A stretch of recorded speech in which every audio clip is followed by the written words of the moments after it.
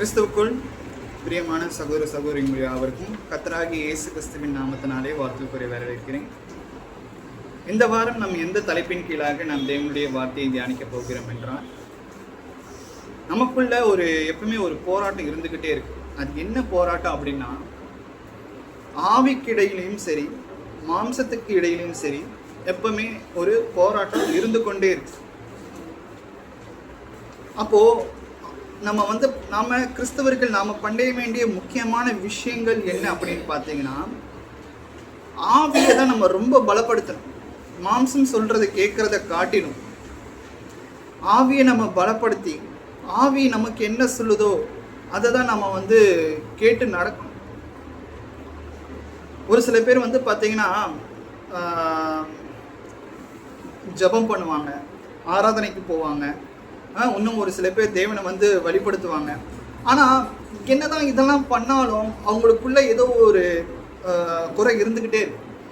நான் தேவனை ஆராதரிக்கணும்னு நினைக்கிறேன், அவர் துதிச்சு பாடணும்னு நினைக்கிறேன், ஜெபம் பண்ணணும்னு நினைக்கிறேன், ஆனால் ஏதோ ஒரு தடங்கள் என்னை பண்ணிக்கிட்டு இருக்கு, ஏதோ ஒரு விஷயம் என்னை தடை பண்ணிகிட்டே இருக்கு.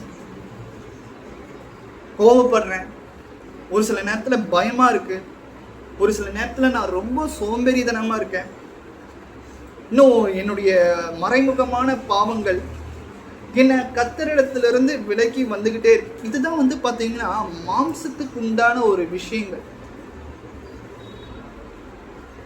மாம்சம் ஆவி என்ன சொல்லலாம் அப்படின்னா, நீ காலையில் எந்திரி, சீக்கிரம் எந்திரி, ஜெபம் பண்ணு, வேதவாசி, யார் என்ன சொன்னாலும் பரவாயில்ல, இதெல்லாமே ஆவி நமக்கு நமக்கு சொல்லி கொடுக்குது. ஆனால் இந்த மாம்சம் என்ன பண்ணுது அப்படின்னா, அதெல்லாம் பண்ணாத, வர்ஷிப்புக்கெல்லாம் எதுக்கு போகிற, இன்னைக்கு இந்த ஒரு வாரம் நீ போகலன்னா என்ன, ப்ரேயர் பண்ணலன்னா, பைபிள் வாசிக்கலன்னா, அப்படியே அதை அந்த மாம்சம் என்ன பண்ணுதுன்னா நம்மளை ரொம்ப ஒரு சொகுசான ஒரு நிலைமைக்கு போக பண்ணுது. வாசிக்கலாம் கலாத்தியர். இப்போ இந்த மாம்சத்துக்கும் இந்த ஆவிக்கும் இடையில நடக்கிற போராட்டத்தை, நம்ம மாம்சத்தை எப்படி வீழ்த்தி ஆவியில எப்படி வளர்றது அப்படிங்கிற ஒரு விஷயத்தை தான் நாம இன்னைக்கு தியானிக்க இருக்கு. கலாத்தியர் 5ஆம் அதிகாரம் வசனம் 17 நம்ம வாசிக்கும் பொழுது, நான் 16 சேர்த்து வாசிக்கிறேன் பாருங்க. பின்னும் நான் சொல்லுகிறது என்னவென்றால், ஆவிக்கேற்றபடி நடந்து கொள்ளுங்கள். பாருங்க, அப்பொழுது மாம்ச இச்சையை நிறைவேற்றாதிருப்பீர்கள். பாருங்க, 2 விஷயங்கள் இருக்கு. ஆவிக்கேற்றபடி நடக்கிறதோ ஒன்று இருக்கு, மாம்ச இச்சைகளுக்கு ஏற்றபடி நடக்கிறது ஒன்று இருக்கு. அதாவது நம்ம மனசு எப்பவுமே தோணிக்கிட்டே இருக்கும்.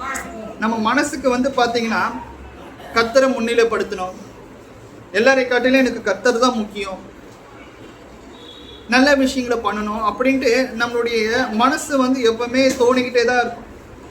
ஆனால் நம்ம மாம்சம் பார்த்தீங்கன்னா அதெல்லாம் எதுக்கு, உனக்கே 1008 பிரச்சனை இருக்கு, இன்னும் நம்ம யாரையாச்சும் நம்ம போய் மன்னிக்கணும்னு நாம் எதிர்பார்ப்போம், அவங்க செஞ்ச தப்புகளை நம்ம மன்னிக்கணும்னு எதிர்பார்ப்போம். ஆனால் மாம்சம் என்ன பண்ணோம், அவன் உன்னை ரொம்ப கேவலப்படுத்தியிருக்கான், எல்லாரும் முன்னாடி அசிங்கப்படுத்தியிருக்கான், ஃபஸ்ட்டு அவன் உன்கிட்ட மன்னிப்பு கேட்கணும், அதுக்கப்புறம் நீ மன்னிப்பு கேட்கணும். இதுதான் மாம்சம் சொல்லி கொடுக்கும். ஆவி என்ன சொல்லும், பரவாயில்ல, அவங்க எவ்வளோ தப்பு பண்ணியிருந்தாலும் பரவாயில்ல, நீ போய் ஃபஸ்ட்டு அவங்கள இடத்துல சமாதானமாகும். அந்த மாதிரியான விஷயங்கள் ஆவி சொல்லும். அப்போ இந்த இடத்துல நாம யார் சொல்றபடி கீழ்ப்படிஞ்சு நடக்கணும் அப்படின்னு பார்த்தீங்கன்னா, அப்போஸ்தலனாகிய பவுல் கலாத்திய சபைக்கு எழுதுறாரு, ஆவி கேற்றபடி நடந்து கொள்ளுங்கள். பாருங்க, ஆவி எப்பவுமே நல்ல ஒரு காரியங்களை சொல்லும். மாம்ச அப்போதான் பார்த்தீங்கன்னா நம்ம மாம்சைகளோட இச்சையை நிறைவேற்றாதீங்க இருப்போம் அப்படின்ட்டு. 17வது வசனம் பாருங்க, மாம்சம் ஆவிக்கு விரோதமாகவும் ஆவி மாம்சத்துக்கு விரோதமாகவும் இச்சிக்கிறது. நீங்கள் செய்ய வேண்டும் என்கிறவர்களை செய்யாதபடிக்கு இவைகள் ஒன்றுக்கொன்று விரோதமாயிருக்கிறது. பாருங்க, நிறைய எக்ஸாம்பிள் இருக்கு. நம்ம காலையில சீக்கிரமா எழுந்திரிக்கணும், சர்ச்சுக்கு போகணும் அப்படிங்கிற ஒரு எண்ணம் அதுக்கு முன்னாடி நாளே அந்த ஆவி பார்த்தீங்கன்னா நமக்கு தோணும். முதலாவது தேவனுடைய ராஜ்யத்தை தேடுங்கள், அப்பொழுது இவைகள் எல்லாம் உங்களுக்கு கூட கொடுக்கப்படும் அப்படிங்கிற வசனத்தை கூட போன வாரம் நம்ம தியானிச்சோம். அப்படி முதலாவது தேவனுடைய ராஜ்யத்துக்கு நம்ம முக்கியத்துவம் கொடுக்கும்போது நம்மளுடைய வாழ்க்கையில நடக்கிற மாற்றங்களை குறித்து போன வாரம் தியானிச்சோம்.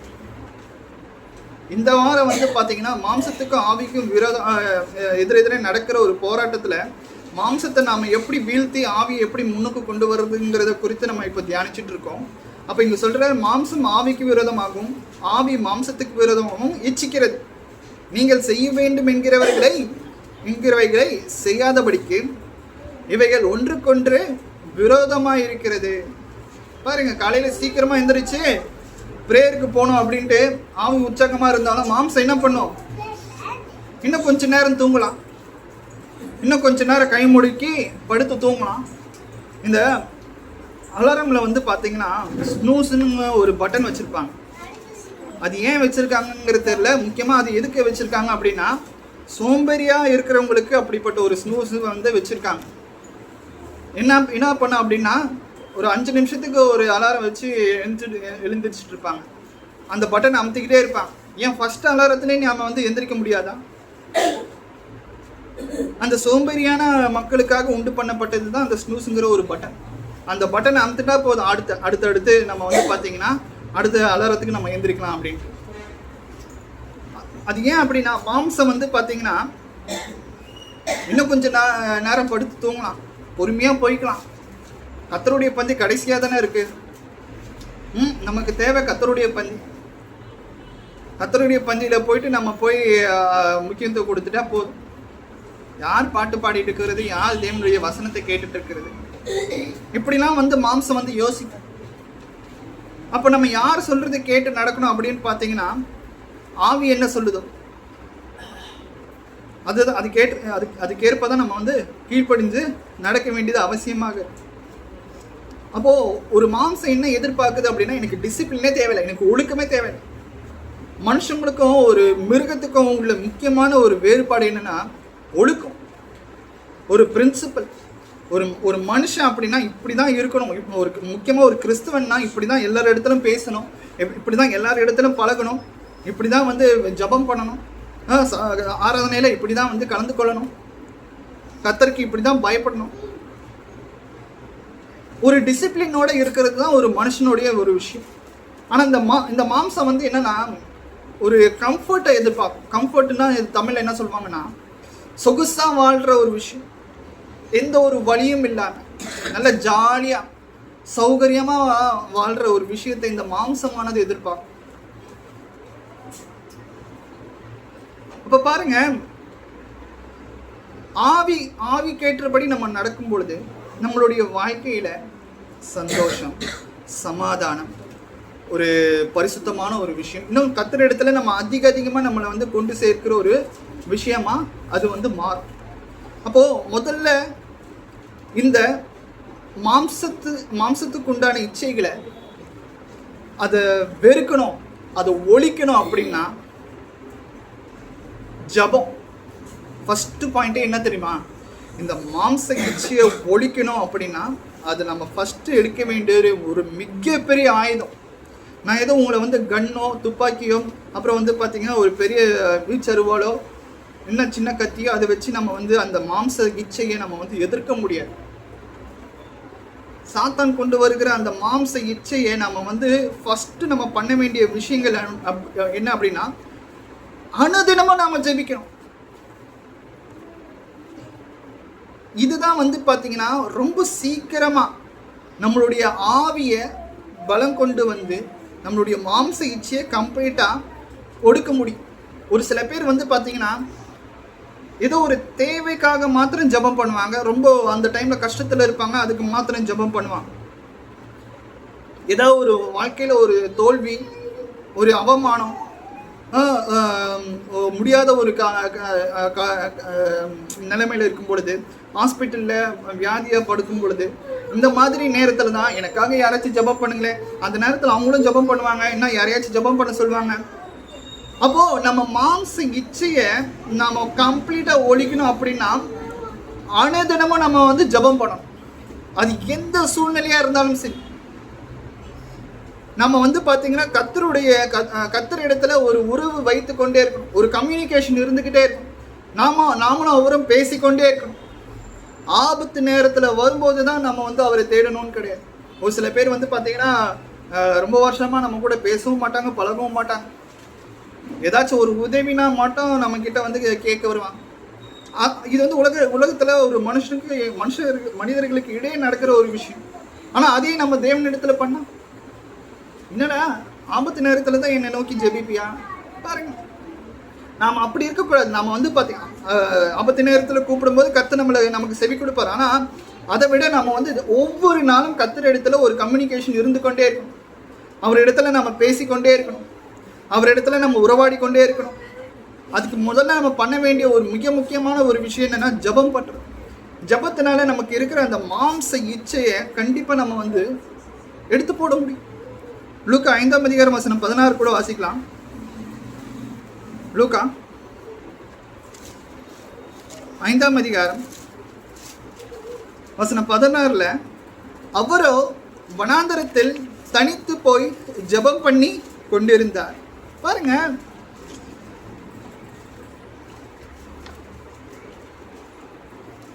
இயேசு கிறிஸ்துவுக்கு ஒரு ஜெபம் தேவைப்படுது. ஒரு ஜெபம், அவர் நிறைய தடவை ஜெபம் பண்றார். இயேசு கிறிஸ்துவுக்கே ஜெபம் தேவைப்படுது. அதாவது தன்னுடைய பிதாவின் இடத்துல அவர் பேசணும்,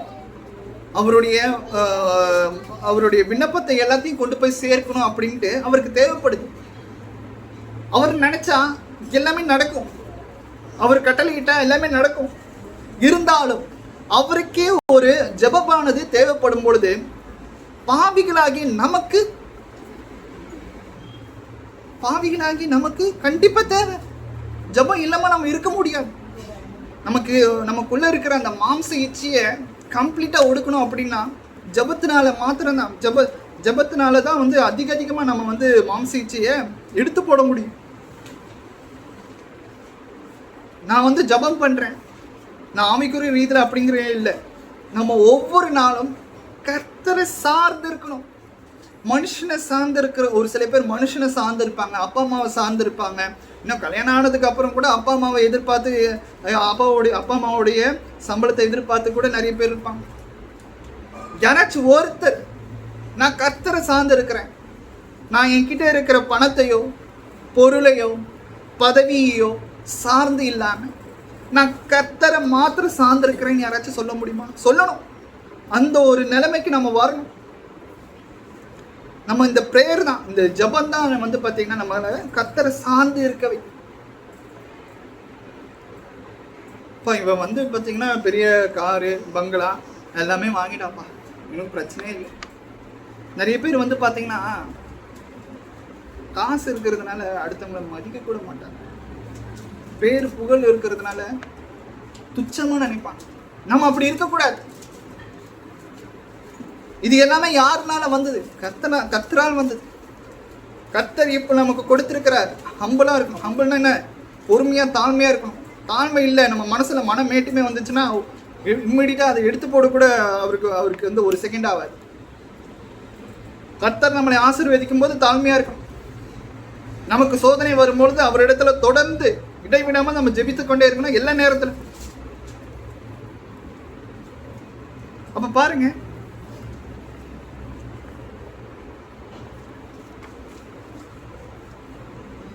அப்போ நம்ம பிரேயர் வந்து பாத்தீங்கன்னா ஜெபம் வந்து நமக்குள்ள இருக்கிற அந்த மனமேட்டிமையை எடுத்து போடுது. நீ வந்து பாத்தீங்கன்னா கர்த்தர் இல்லாம நம்ம ஒரு மனுஷனே கிடையாது, நம்ம இந்த உலகத்துல வாழவே முடியாது அப்படிங்கிற ஒரு நிலைமைக்கு நம்ம வந்து யோசிக்கணும். கர்த்தர் இல்லைன்னா நான் இல்லை. ஆமாம், கண்டிப்பா நிறைய பேர் சொல்லுவாங்க எங்கள் அப்பா அம்மா இல்லைன்னா நான் இல்லை, என் பிள்ளைகள் இல்லைன்னா நான் இல்லை.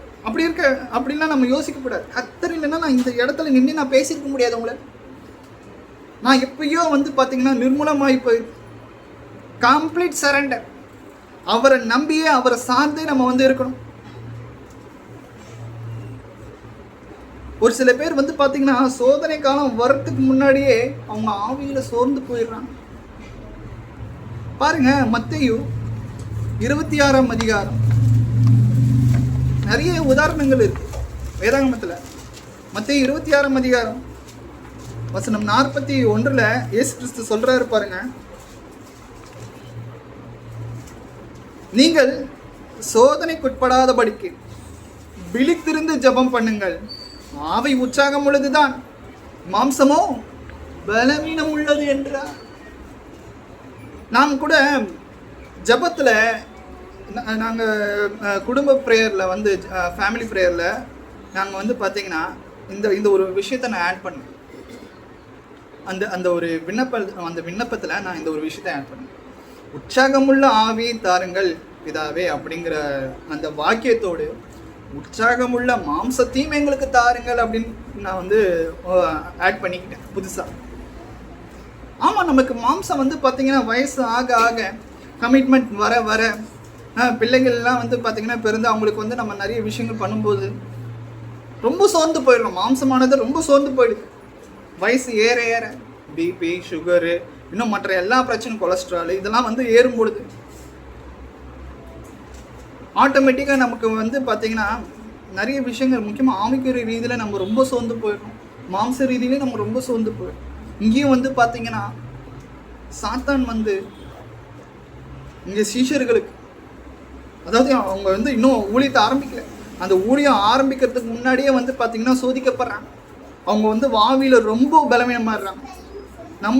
நாமளும் வந்து பார்த்திங்கன்னா ஆவியில் நம்ம வளர்கிறதுக்கு முன்னாடி நிறைய இந்த தூக்கம், மயக்கம், சாப்பாடு இந்த மாதிரி விஷயத்தில் நம்ம வந்து பார்த்திங்கன்னா முக்கியத்துவம் கொடுத்து ஆவியை நம்ம வந்து விட்டு இங்கே வந்து சீஷர்கள் வந்து பார்த்திங்கன்னா ஊழியம் பண்ணுறதுக்கு முன்னாடி இந்த மாதிரி தான் சோர்ந்து போகிறாங்க. இயேசு கிறிஸ்து எனக்காக கண் விழித்திருந்து ஜெபம் பண்ணுங்க. நாமெல்லாம் என்ன பண்ணுவோம், ரொம்ப தூங்கிட்டேன், நான் அவ்வளோதான் ஃப்ளாட் ஆகிட்டேன், என்னால் திரும்ப எந்திரிக்கலாம் முடியாது, திரும்ப என்னால் எந்திரிச்சு ஜெபம் பண்ணலாம் முடியாது, ஒரு தடவை படுத்துட்டேன். அப்படிலாம் நம்ம இருக்கக்கூடாது. இங்கே சொல்கிறது பாருங்க, விழித்திருந்து ஜெபம் பண்ணுங்க. அது எவ்வளோ நேரமானாலும் சரி. நான் ஜெபம் பண்ணாமல் தூங்க போக மாட்டேன். என் பெட்டில் பாயில் காலையில் எந்திரிக்கும் பொழுது நான் ஜெபம் பண்ணாமல் என்னுடைய வேலைகளை நான் செய்ய மாட்டேன். எத்தனை பேர் நம்ம முடிவெடுக்கிறோம் பாருங்க.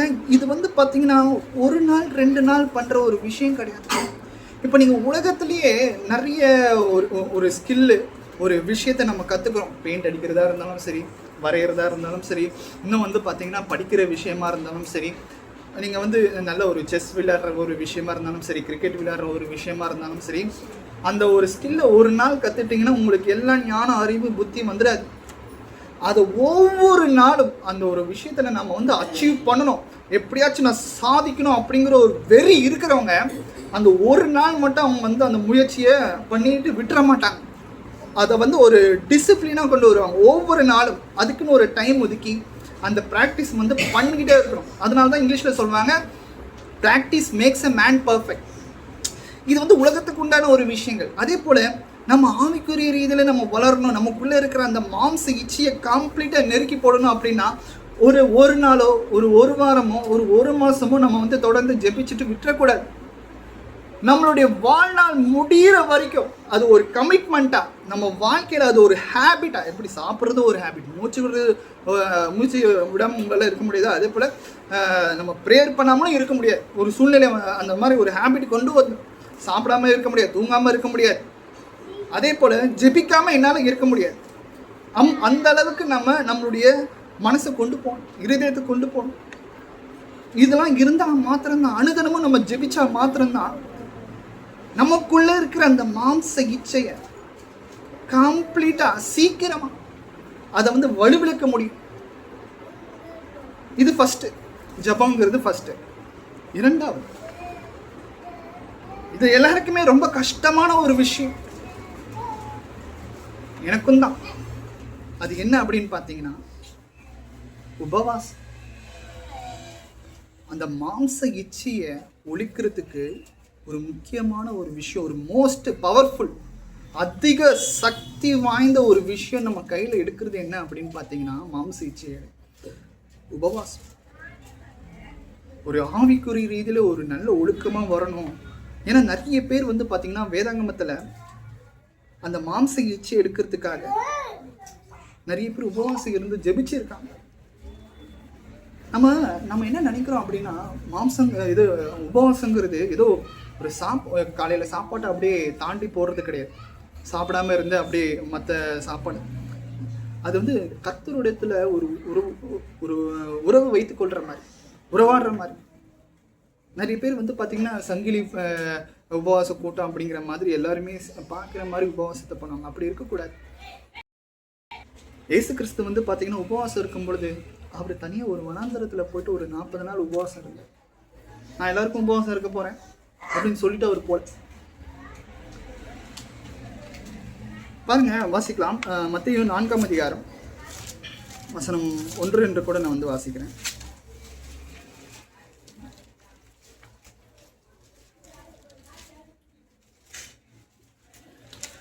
இது வந்து என்னன்னா, உங்களுடைய உடம்புக்கு யார் கண்ட்ரோல்? நான் தான் என்னுடைய உடம்பை நான் கண்ட்ரோல் பண்ணுவேன், நீ என்ன கண்ட்ரோல் பண்ணக்கூடாதுங்கிறத உங்களுடைய உடம்புக்கு நீங்கள் தெரிவிக்கிறீங்க. புரியுதுங்களா? இப்போ நான் வந்து பார்த்தீங்கன்னா நம்ம இப்போது இந்த காலத்தில் வந்து பார்த்தீங்கன்னா இந்த ஸ்விக்கி, ஜொமேட்டோ இந்த மாதிரியான விஷயங்கள் இருக்கிறதுனால நினச்சா நம்ம வந்து ஆர்டர் பண்ணி சாப்பிட்டுக்கிறோம். இல்லைன்னா நம்ம வந்து பார்த்திங்கன்னா இன்ஸ்டாகிராமில், ஃபேஸ்புக்கில் ஏதாச்சும் ஒரு ஷார்ட்ஸோ ரீல்ஸோ நம்ம வந்து பார்க்கும்பொழுது டெம்ட் ஆகிடும். அதை பார்த்து இதை இவங்க சாப்பிட்றாங்க, அதையும் நான் சாப்பிட்டாகணும், இதை பார்த்து எனக்கு டெம்ட் ஆகிடுச்சு. அதுதான், அவ்வளோதான். பாருங்கள், இதுதான் மாம்சைச்சு. அப்போது ஃபாஸ்டிங் இருக்கும்பொழுது நீங்கள் என்ன பண்ணுறீங்க அப்படின்னா, என்னுடைய உடம்பை நான் தான் கண்ட்ரோல் பண்ணுறேன், நீ கண்ட்ரோல் பண்ண முடியாது. நான் சாப்பிடக்கூடாதுன்னு நினச்சா நான் சாப்பிட மாட்டேன். இங்கே பாருங்கள், மத்தேயு 4ஆம் அதிகாரம் வசனம் 1 கூட சொல்கிறாங்க. அப்பொழுது இயேசு பிசாசினால் சோதிக்கப்படுவதற்கு ஆவியானவராலே வனாந்தரத்துக்கு கொண்டு போகப்பட்டார். அவர் இரவும் பகலும் 40 நாள் உபவாசம் இருந்த பின்பு அவருக்கு பசி உண்டாயிற்று. நமக்கெல்லாம் வந்து பார்த்தீங்கன்னா ஒரு வேளை சாப்பிடாம இருந்தாலே நமக்கு வந்து பார்த்தீங்கன்னா அப்படியே ஒரு மாதிரி மயக்க வர மாதிரி இருக்குது, வயிறு குபுகுபுன்னு பசிக்கும். ஆனால் இங்கே பாருங்க, இயேசு கிறிஸ்து அவர் வந்து ஸ்பெஷலாக அவருக்கு பவர் கொடுக்கப்பட்டிருக்காங்க. இல்லை, நம்மளை மாதிரி சாதாரணமான ஒரு மனுஷன் ரூபம் எடுத்து தான் அவர் வந்தார். ஒரு சாதாரணமான மனுஷன் சாப்பிடலனா எந்த மாதிரியான ஒரு வேதனையை அனுபவிப்பானோ அதே மாதிரியான வேதனையை கர்த்தராகிய இயேசு கிறிஸ்துவும் அனுபவிச்சார். 40 நாளுக்கு பின்பு தான் வந்து பார்த்தீங்கன்னா சாத்தான் வந்து சோதிக்க வரான். அந்த சோதனையிலும் கூட கர்த்தராகிய இயேசு கிறிஸ்து விழுந்து போகல. அவன் வந்து பார்த்தீங்கன்னா வேதாகமத்தை கொண்டு சோதிக்கிறான். இயேசு கிறிஸ்துவும் தேவனுடைய வார்த்தையை கொண்டே வந்து பார்த்தீங்கன்னா அவனை ஜெயிக்கிறார். பாருங்க, ஏசாயா 58வது அதிகாரத்தில் கூட நம்ம வந்து வாசிக்கும் பொழுது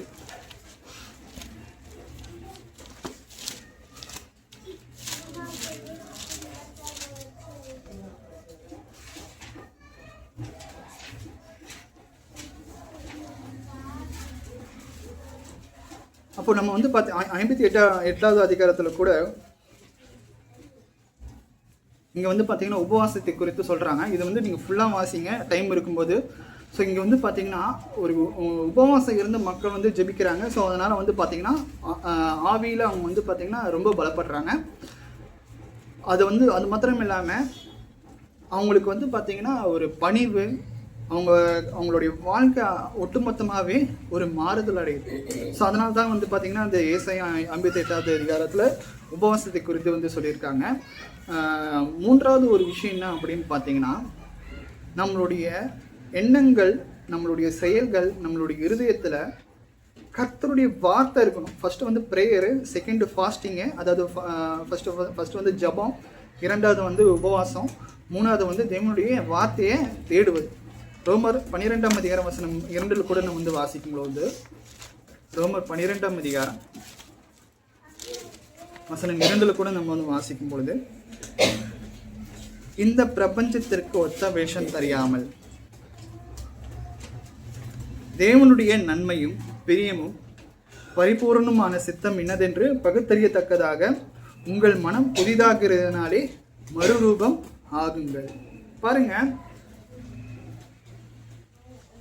நிறைய பேர் வந்து பார்த்தீங்கன்னா வெளியே இருந்து ஒரு சில மாற்றத்தை வந்து எதிர்பார்ப்பாங்க. அப்போது ஒரு நமக்கு ஒரு மாற்றம் வேணும், நம்மளுடைய வாழ்க்கையில் என்ன நல்லது நடக்கணும் அப்படின்னா அது நம்மளுடைய மனசுக்குள்ளதான் இருக்கு.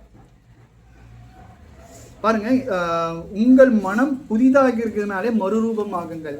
அப்போ தேவனுடைய வார்த்தையை நம்ம வந்து வாசிக்கும் பொழுது, அதற்கேற்ப நம்ம வந்து கீழ்ப்படிஞ்சு நடக்கும் பொழுது, இந்த காலத்தில் வந்து பார்த்திங்கன்னா நிறைய மக்களுடைய மைண்டில் என்ன இருக்குது அப்படின்னு பார்த்தீங்கன்னா, இச்சைகள் இருக்குது. எப்பவுமே வந்து அவங்க பேசுகிற விஷயங்கள் என்ன அப்படின்னு பார்த்தீங்கன்னா, இது எனக்கு நடக்காது, மற்றவங்களுக்கு தான் இதெல்லாம் நடக்கும், கர்த்தர் மற்றவங்களுடைய ஜெபத்தை தான் கேட்பாரு, என்னெல்லாம் ஆசீர்வதிக்க மாட்டார், அந்நிய தெய்வத்தை வணங்குதான் எனக்கு வந்து நான் கேட்குற எல்லா நன்மையும் கிடைக்கும், கர்த்தரை வந்து வழிபட்ட தேடனா எனக்கு இந்த எந்த ஒரு நன்மையும் கிடைக்காது. இந்த மாதிரியான தப்பான ஒரு எண்ணங்கள் வந்து இருந்து கொண்டே இருக்கும். இன்னும் ஒரு சில பேர் வந்து பார்த்திங்கன்னா மற்றவங்கள பற்றி காசிப் புறம் கூறாமல் இருக்க மாட்டாங்க, எப்பவுமே கோவப்பட்டுட்டு இருப்பாங்க. பூமிக்குரிய அவங்களுடைய சிந்தனைகள் எல்லாமே வந்து பார்த்திங்கன்னா பூமிக்குரிய சிந்தனைகளாக இருக்கும். இப்படிலாம் இருக்கும் பொழுது நான் ஏன் இன்னும் ஆவிக்குரிய ரீதியில் நான் வந்து இன்னும் போராடி கொண்டு இருக்கிறேன் அப்படின்னா, இந்த மாதிரியான காரியங்கள் தான் முக்கியமான ஒரு காரியமாக இருக்கும். அதை வந்து யோசிக்க கூட மாட்டாங்க. அப்போது நம்ம என்ன பார்க்குறோமோ, நம்ம என்ன கேட்குறோமோ அதை தான் நம்ம மாறிட்டு வரோம். இன்ஸ்டாகிராமில் வந்து பார்த்திங்கன்னா, இன்ஸ்டாகிராமும் சரி, ஷார்ட்ஸும் சரி, அதெல்லாம் எடுத்து பார்த்தீங்க அப்படின்னா நம்மளுடைய மைண்டுக்கு ஏற்ற மாதிரி அந்த அல்காரிதம் வந்து ஒர்க் ஆகும். நான் எதை பார்க்க விரும்புகிறேனோ, நான் எதை கேட்க விரும்புகிறேனோ அதை தான் வந்து நம்மளுடைய மைண்டில் திணிப்பாங்க. நம்ம அந்த வீடியோ பார்க்குறது எல்லாமே, இப்போ நான் ஒரு சாப்பாடு விஷயமா ஒரு வீடியோ பார்த்து அதை லைக் போட ஆரம்பிச்சிட்டேன் அப்படின்னா, அவன் பின்னாடி அந்த அல்காரிதம் வந்து என்ன யோசித்து வச்சுப்பான், ஓகே இவனுக்கு வந்து சாப்பாடு விஷயம் பிடிச்சிருக்கு, ஏன்னா இதை லைக் பண்ணியிருக்கான், அந்த வீடியோவை முழுசாக பார்த்துருக்கான். ஸோ அதனால் வந்து பார்த்திங்கன்னா இவனுக்கு இந்த சம்பந்தமான ஒரு வீடியோவை இவனுக்கு ஃபீட் கொடுத்துக்கிட்டே இருக்கலாம். அவன் வந்து அந்த இன்ஸ்டாகிராம் அப்ளிகேஷனை விட்டு வெளியவும் போக மாட்டான், அவனுக்கு வேண்டியதை நான் கொடுத்துக்கிட்டே இருப்பேன் அப்படின்னு சொல்லிட்டு அந்த இன்ஸ்டாகிராமும் சரி, ஃபேஸ்புக்கும் சரி, எல்லா சோஷியல் மீடியா அப்ளிகேஷனும் இது தான் பண்ணுறான். அப்போது சாத்தான் வந்து பார்த்திங்கன்னா கடைசி வரைக்கும் நம்மளை ஒரு இருளே வச்சுருக்கான், இருளே வச்சுக்க விரும்புகிறான். அப்போது நம்மளுடைய மைண்டு, நம்மளுடைய இருதயம் அந்த தப்பான ஒரு அந்த டார்க்னஸ், அந்த அந்த இருளே இருக்க விரும்புச்சா அப்படின்னா கண்டிப்பாக நம்மளுடைய ஆவி வந்து ரொம்ப சோர்ந்து போயிடும். ஏன்னா இன்ஸ்டாகிராம்லாம் வந்து பார்த்திங்கன்னா ஒரு நேரம் போடுறது தெரியாது. ஏன்னா நம்ம என்ன விரும்புகிறோமோ, என்ன கேட்க விரும்புகிறோமோ அதை தான் நமக்கு கொடுக்குது. இப்போ கணவன் மனைவி இருக்காங்க, கணவனுடைய இன்ஸ்டாகிராமில் வந்து பார்த்தீங்க அப்படின்னா மனைவி வந்து தப்பானவங்க அப்படிங்கிற மாதிரியான ரீல்ஸ் வந்து காமிக்கும். கணவரும் ரொம்ப சந்தோஷப்படுவார், பாருங்க உலகத்தில் இப்படி தான் இருக்குது, நான் மட்டும் இல்லை. அதே போல் மனைவியோட இன்ஸ்டாகிராம் ரீல்ஸில் வந்து பார்த்தீங்கன்னா கணவர் தப்பானவர், அவங்க என்ன நினைப்பாங்க, நம்மளை மாதிரி தான் எல்லாருமே போல. அப்போ பாருங்கள், இந்த மாதிரியான ஒரு சோஷியல் மீடியா வந்து பார்த்திங்கன்னா நம்ம வந்து இன்னும் கர்த்தருடைய வார்த்தையை விட்டு விலகி இன்னும் இருளே வளர வச்சிருக்கு, இருளே இருக்க வச்சிருக்கு. அப்படி அப்புறம் எப்படி நமக்கு வந்து பார்த்திங்கன்னா ஆவிக்குரிய ரீதியில் நம்ம அதிகமாக முன்னேறுவோம்? ஆவிக்குரிய வளர்ச்சி எப்படி இருக்கும் கொஞ்சம் யோசிச்சு பாருங்கள். எபிரேயர் 4:12 அந்த பாத்ரூம் மூடுங்க, திறந்துருந்தாங்க மூடிடுங்க. எபிரேயர் 4:12 தேவனுடைய வார்த்தையானது ஜீவனும் வல்லமையும் உள்ளதாயும் இருபுறமும் கருக்குள்ள எந்த பட்டயத்திலும் கருக்கானதாயும் ஆத்துமாவையும் ஆவியையும் கணுக்களையும் ஊனையும் பிரிக்கத்தக்கதாக உருவ குத்துகிறதாயும் இருதயத்தின் நினைவுகளையும் யோசனைகளையும் வகையறுக்கிறதாயும் இருக்கிறது. பாருங்க, தேவனுடைய வார்த்தையானது எப்படிப்பட்டதா இருக்கு அப்படின்னா ஜீவனும் வல்லமை உள்ளதா. பாருங்க, இப்போ நாமெல்லாம் வந்து பார்த்தீங்கன்னா ஒரு விஷயத்துக்கு வந்து உயிர் இருக்கு அப்படின்னா, ஒரு மனுஷனுக்கு உயிர் இருக்கு, விலங்குக்கு உயிர் இருக்கு, ஏன் மரம் செடி கொடிகளுக்கெல்லாம் உயிர் இருக்கு. ஆனால் ஒருத்தர் பேசுகிற வார்த்தைக்கு உயிர் இருக்கா, ஜீவன் இருக்கா அப்படின்னு பார்க்கும்பொழுது, இப்போ நான் பேசுகிற வார்த்தைக்கெல்லாம் வந்து பார்த்தீங்கன்னா, இப்போ நான் என் சொந்தத்தில் இருந்து எடுத்து பேசுகிறேன் அப்படின்னா என்னுடைய வார்த்தைக்கு உயிர் இருக்கா அப்படின்னு பார்த்தீங்கன்னா கண்டிப்பாக கிடையாது. மனுஷன் இன்னைக்கு ஒன்று பேசுவான், நாளைக்கு வந்து பார்த்தீங்கன்னா இல்லை. ஆனால் இதுவே நான் கர்த்தருடைய வார்த்தையை கொண்டு உங்களுக்கு நான் வந்து போதிக்கிறேன், அவருடைய வார்த்தையை எடுத்து சொல்கிறேன். ஏன்னா கர்த்தருடைய வார்த்தை எப்படிப்பட்டதாக இருக்கிறது? தேவனுடைய வார்த்தையானது ஜீவனும் ஜீவன் தான், அதுக்கு உயிர் இருக்கு. நான் இது வரைக்கும் கேள்விப்பட்டது இல்லைங்க பிரதர்.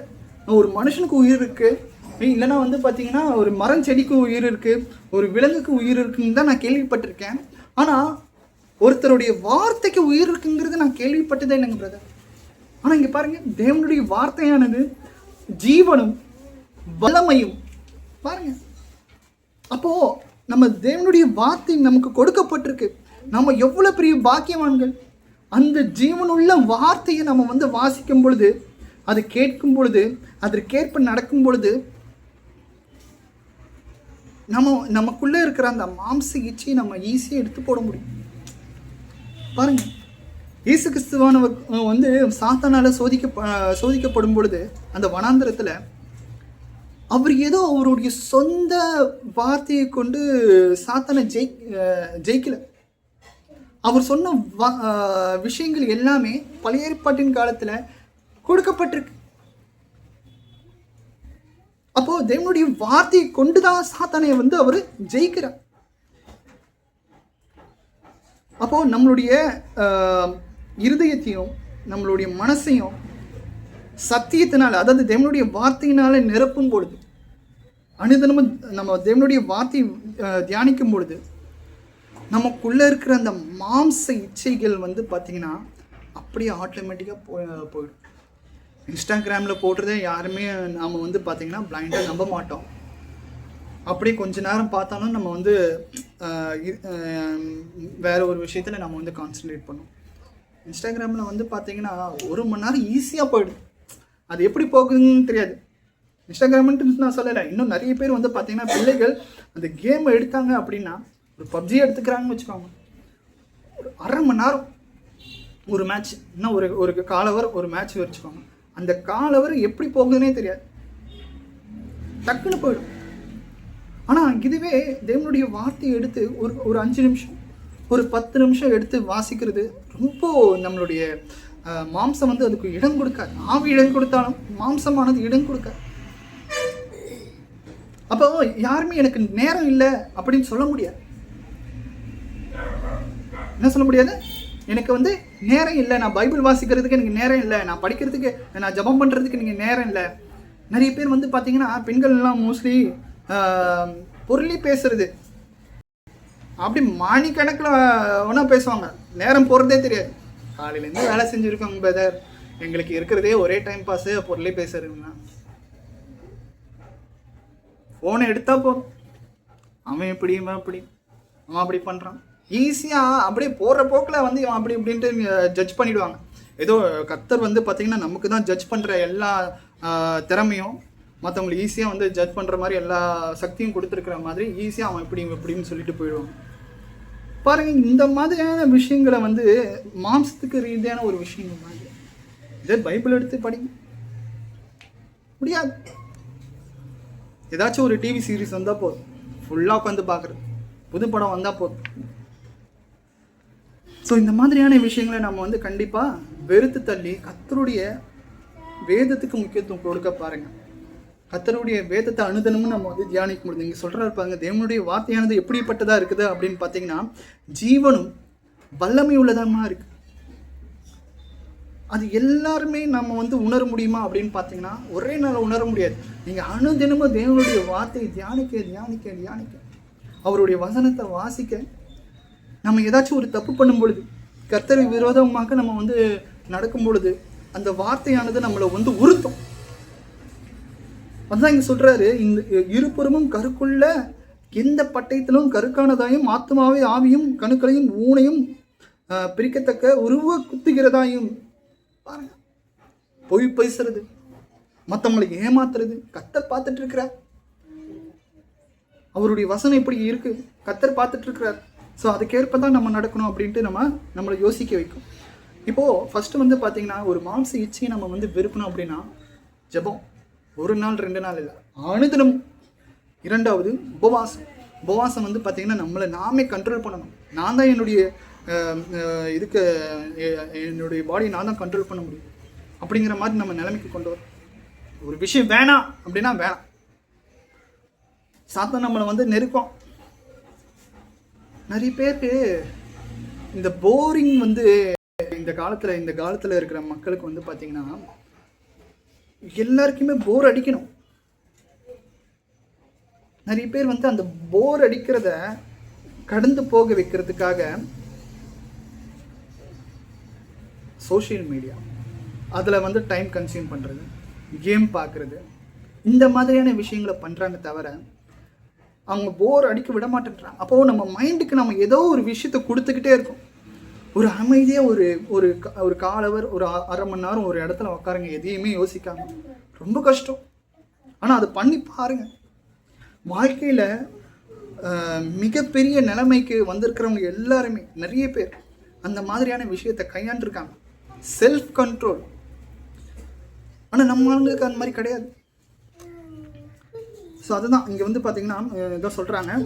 அதுக்கப்புறம் வந்து பார்த்திங்கன்னா கீழ்ப்படிதல் முக்கியமான ஒரு விஷயம். நம்ம மாம்ச இச்சையை நம்ம வந்து வெறுக்கணும் அப்படின்னா கர்த்தருடைய வார்த்தைக்கு நம்ம கீழ்ப்படியணும். யாக்கோபு 1:22 அல்லாமலும் யாக்கோபு 1:22 அல்லாமலும் நீங்கள் உங்களை வஞ்சியாதபடிக்கு திருவசனத்தை கேட்கிறவர்களாய் மாத்திரமல்ல அதன்படி செய்கிறவர்களாய் இருங்கள். அப்போ நம்மளுடைய அந்த மாம்ச இச்சையானது என்ன சொல்லணும் அப்படின்னா காம்ப்ரமைஸ் பண்ண வச்சிடும். இங்கிலீஷில் காம்ப்ரமைஸுங்கிறது நான் எதை மீன் பண்ணுறேன் அப்படின்னா, ஒரே ஒரு தடவை ஒரு சின்ன பெக் அடித்தா எனக்கு தப்பு இல்லை, ஒரே ஒரு தடவை சிகரெட் அடித்தா தப்பு இல்லை, ஒரே ஒரு தடவை ஒரே ஒரு நாள் சர்ச்சுக்கு போகாமல் விட்டால் தப்பு இல்லை, ஒரே ஒரு தடவை ஒரு நல்ல விஷயத்துக்காக போய் சொன்னால் தப்பு இல்லை. அதுதான் காம்ப்ரமைஸ். நம்ம மனசு வந்து பார்த்திங்கன்னா இந்த மாதிரியான சின்ன சின்ன விஷயங்களை வந்து காம்ப்ரமைஸ் பண்ண வச்சிடும். தப்பு இல்லை ஒரு 4 பேருக்கு நல்லது பண்ணால் தப்பு இல்லைங்கிற மாதிரி சொல்கிறாங்க பார்த்தீங்களா, அதெல்லாம் தப்பு இல்லை அப்படிங்கிற மாதிரி நம்ம மனசே வந்து பார்த்திங்கன்னா இல்லை நம்ம பண்ணுறது எல்லாமே கரெக்டு அப்படிங்கிற மாதிரி கொண்டு போயிடும். ஆனால் கர்த்தருடைய வார்த்தை என்ன சொல்லுது, அதுக்கு யாரும் கீழ்ப்படிய மாட்டாங்க. பாருங்கள், அதான் சொல்கிறாரு, அல்லாமலும் நீங்கள் உங்களை வஞ்சியாதபடிக்கு திருவசனத்தை கேட்கிறவர்களாய் மாத்திரமல்ல அதன்படி செய்கிறவர்களாயும் இருங்கள். இப்போ நம்ம பைபிள் வாசிக்கிறோம். புதிய ஏற்பாட்டின் கட்டளைக்கு நம்ம வந்து வாசிக்கும் பொழுது அதில் என்ன சொல்லியிருக்கோ அதுக்கே கர்த்தருடைய வார்த்தைக்கு ஒரு முன்னும் பின்னும் நம்ம வந்து கீழ்ப்படியக்கூடாது. அதில் என்ன இருக்கோ அது கேட்பன்னு தான் நம்ம வந்து பார்த்திங்கன்னா கீழ்ப்படிய வேண்டியது அவசியமாக இருக்கு. அடுத்ததாக கூட நம்ம வந்து வாசிக்கலாம்.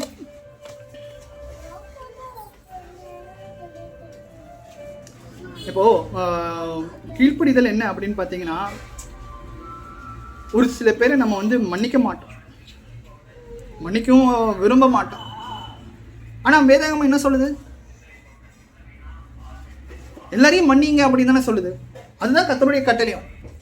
இல்லைங்க எனக்கு வந்து ரொம்ப அவமானப்படுத்திட்டாரு, அவரெல்லாம் என்னால் மன்னிக்கவும் மறக்கவும் முடியாது மன்னிக்கவும் முடியாது அப்படின்ட்டு சொல்லுவாங்க.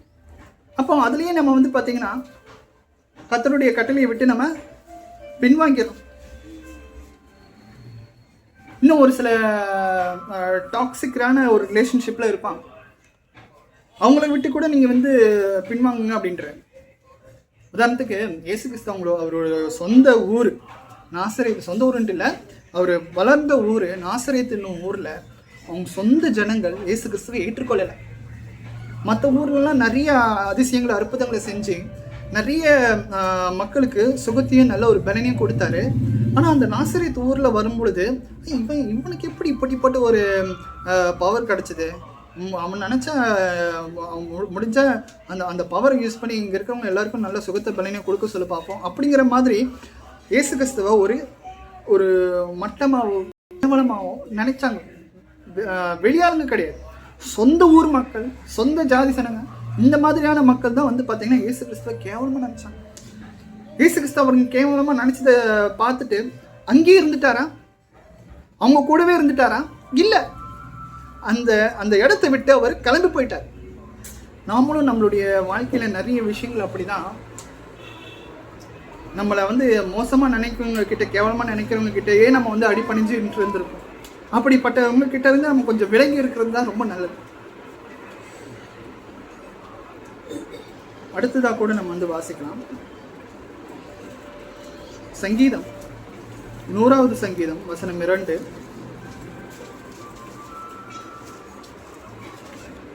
மகிழ்ச்சியோட கர்த்தருக்கு ஆராதனை செய்து ஆனந்த சத்தத்தோட அவர் சந்ததி முன் வாருங்கள்.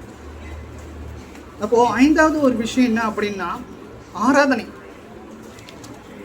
ஆராதனையில் நாம் வந்து கர்த்தருக்கு ஆராதனை செய்யும் பொழுது நம்மளுடைய மாம்ச இச்சையை நம்ம ஈஸியாக ஒழிக்க முடியும். இங்கே அதுதான் சொல்கிறாரு 100வது சங்கீதம் 2வது வசனத்தில், மகிழ்ச்சியோட கர்த்தருக்கு ஆராதனை செய்து ஆனந்த சத்தத்தோட அவர் சந்நிதி முன் வாருங்கள். நிறைய பேர் வந்து பார்த்தீங்கன்னா கர்த்தருக்கு ஆராதனை செய்யணுமா, என்னடா இது ஒரே ஒரு நாள் தான் வேலை, அதுவும் காலையில் சீக்கிரமாக வேற எந்திரிக்க சொல்கிறாங்க, அன்றைக்கி ஒரு நாள் வேலைக்கு போனால் எனக்கு எக்ஸ்ட்ரா ஒரு சம்பளம் பணம் வந்திருக்கிறோம். இந்த மாதிரியான விஷயங்களை யோசித்து தான் நம்ம வந்து, ஏன்னா அந்த மாம்சிச்சு அப்படி தான் யோசிக்க விடும். அப்போ இதுவே நம்ம வந்து கர்த்தருக்கு கீழ்ப்படிஞ்சு, கர்த்தருடைய வேதம் என்ன சொல்லுது, தேவனுடைய ராஜ்யத்தை முன்னாடி தேடுங்க, அதுக்கப்புறம் தான் மற்ற எல்லா விஷயமும் நமக்கு கிடைக்கும்னு சொல்லியிருக்கா. கர்த்தருக்கு நம்ம முக்கியத்துவம் கொடுக்கணும். அதான் இங்கே சொல்கிறாரு பாருங்க, மகிழ்ச்சியோட கர்த்தருக்கு ஆராதனை செய்யுது. நம்ம பாட்டு பாடும்பொழுது கூட அந்த ஒரு ஆவி நமக்கு இருக்கணும். நல்லா சவுண்டாக நம்ம பாடணும். நம்ம அந்த பாடுகிற ஒவ்வொரு எழுத்துக்கள் வரிகள் உணர்ந்து பாடணும். அதுதான் ஆவியோடும் பாடுறது கருத்தோடும் பாடுறது சொல்கிறாரு அப்போஸ்தலனாகிய பவுல். நம்ம இந்த புதிய ஏற்பாட்டில் புத்தகத்தில் வாசிக்கும் பொழுது, நான் ஆவியோடும் பாடுவேன் கருத்தோடும் பாடுவேன். இத்தனை பேர் நம்ம வந்து கர்த்தருக்கு ஆராதனை செய்கிறோம் அப்படின்ட்டு நம்ம ரொம்ப சந்தோஷமாக வரோம்.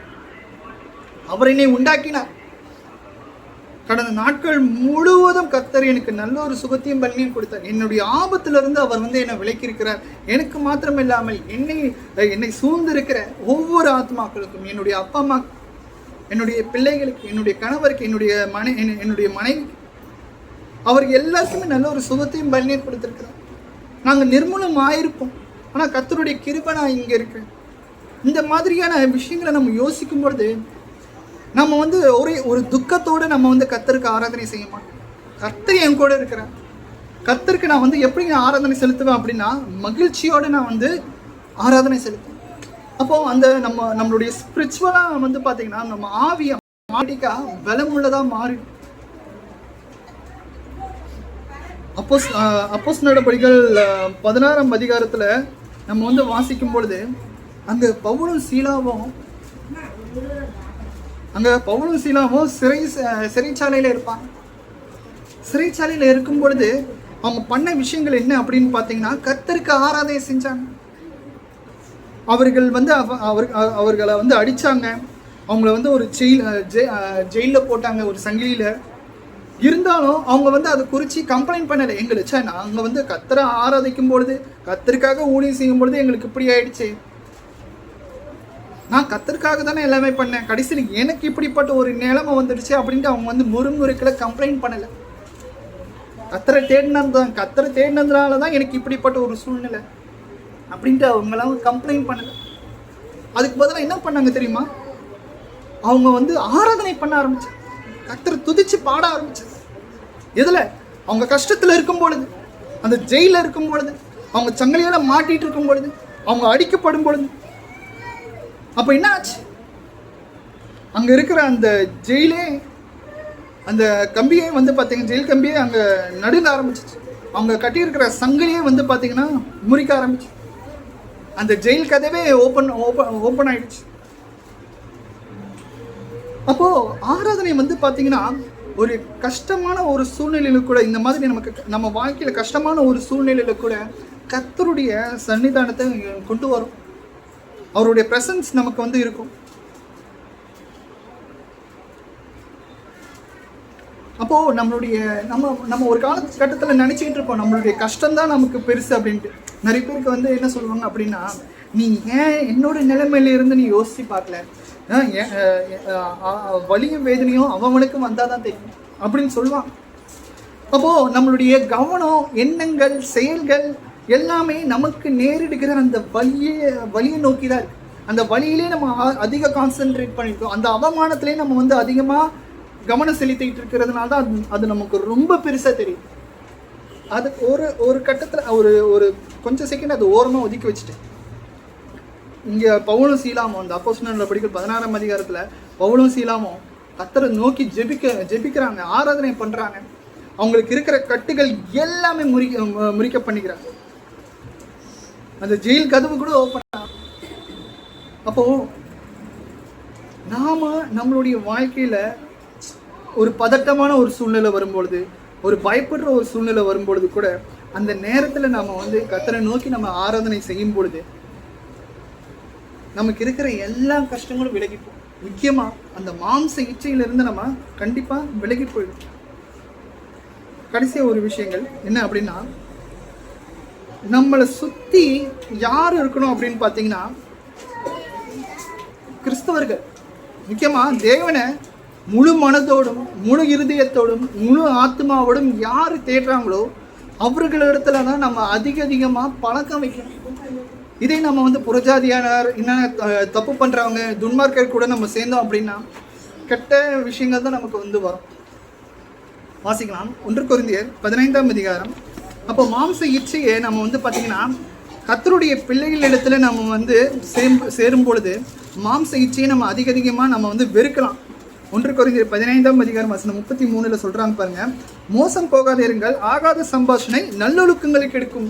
பாருங்க, இப்போ நீங்கள் ஒரு நல்ல ஒரு தேவ பக்தியுள்ள யோசிப்பாங்க, தேவ பக்தியுள்ள ஒரு நபர் இடத்துல நீங்கள் பழகுறீங்க, அவர் இடத்துல நீங்கள் நண்பராக இருக்கீங்க. அப்போ நீங்கள் 2 பேரும் சேர்ந்து என்ன பண்ணுவீங்க? வாடா நம்ம வந்து பார்த்தீங்கன்னா இன்னைக்கு வந்து ஒரு ஸ்பெஷல் ப்ரேயர் நடக்குது, அங்கே போயிட்டு நம்ம வந்து ப்ரேயர் பண்ணலாம், நமக்கு இருக்கிற கஷ்டங்கள் எல்லாமே நீங்கிடும். பாருங்கள், ஒரு சினிமாவுக்கு போகிறது, என்னென்னா வந்து எங்கேயாச்சும் ஒரு கேளிக்கையான ஒரு விஷயத்துக்கு போகிறது, கேம் விளையாடுறது, இந்த மாதிரியான விஷயங்களை பண்ணுறத பசங்களை தாண்டி ஒரு ஆத்மா, உங்களுக்கு இப்படிப்பட்ட ஒரு ஆத்மா கிடச்சிச்சின்னு வச்சுக்கோங்களேன். அதாவது கர்த்தருக்கேற்ற சிக்ஷையில் நடக்கிற ஒரு ஆள், ஒரு நபர் உங்களுக்கு ஃப்ரெண்டாக கிடச்சிட்டாங்க அப்படின்னா தயவு செஞ்சு அவர்களை எந்த ஒரு சூழ்நிலையும் விட்டுறாதீங்க. அதுவே உங்களுக்கு மனைவியாக அமைச்சிட்டாங்கன்னா அவ்வளோதான், உங்கள் 2 பேருமே ஆவிக்குரிய ரீதியில் உங்கள் குடும்பத்தை இன்னும் அதிகமாக பலப்படுத்த முடியும். கர்த்தருடைய ஆசீர்வாதம் அந்த வீட்டில் எப்பவுமே இருக்கும். அதான் இங்கே சொல்கிற, மோசம் போகாதிருங்கள், ஆகாத சம்பாஷணை நல்லொழுக்கங்களை கெடுக்கும். பாருங்க, நம்ம தேர்ந்தெடுக்கிற நபரை கூட, ஒரு நண்பர்களை கூட நம்ம வந்து யோசித்து நம்ம தேர்ந்தெடுக்க வேண்டியது அவசியமாக. நம்ம ஸ்டார்டிங்கில் எல்லாருக்குமே தெரியாது, பழகி பார்த்தா தான் தெரியும். ஃபஸ்ட்டு பழகும் பொழுது இந்த ஒரு நண்பர் என்ன ஒரு நல்ல பாதைக்கு கொண்டு போகிறானா, ஜீவனுள்ள பாதைக்கு என்ன கொண்டு போகிறானா, ஒரு வாழ்க்கையில் முன்னேற்றத்துக்கு உண்டான ஒரு விஷயத்துக்கு கொண்டு போகிறானா, இல்லைனா சிகரெட் அடிக்கிறதுக்கு, தம் அடிக்கிறதுக்கு, பெண்களை கேலி கிண்டல் பேசுகிறதுக்கு, இன்னும் வந்து பார்த்திங்கன்னா கஞ்சா அடிக்கிறதுக்கு, இந்த மாதிரி தப்பான ஒரு காரியத்துக்கு வந்து என்ன கொண்டு போகிறானா, கெட்ட வார்த்தைகளை பேசுகிறானா, இந்த மாதிரியான விஷயங்களை நம்ம வந்து யோசிச்சு பார்க்கணும். அதான் இங்கே சொல்கிறாரு, மோசம் போகாதிருங்கள், ஆகாத சம்பாஷணை நல்லொழுக்கங்களை கெடுக்கும். ஸோ இதெல்லாம் வந்து பார்த்தீங்கன்னா மாம்ச இச்சைக்கு கீழே வந்துடும். அதுதான் இங்கே சொல்கிறார். வேதாகமத்தில் கூட இந்த இந்த கொரிந்தியர் சபைக்கெல்லாம் எழுதும் பொழுது கூட நான் தான் கிறிஸ்து, நான் தான் வந்து என்னுடைய வார்த்தை தான் முக்கியமான வார்த்தை அப்படின்னு சொல்லிட்டு நிறைய பேர் ஏமாத்துறாங்க.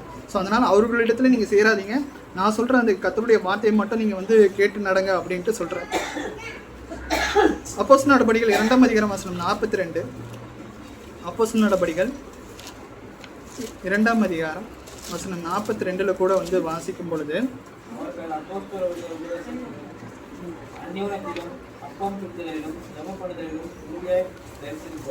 பாருங்க, இப்போ நம்ம இன்பையா இருக்கோம்.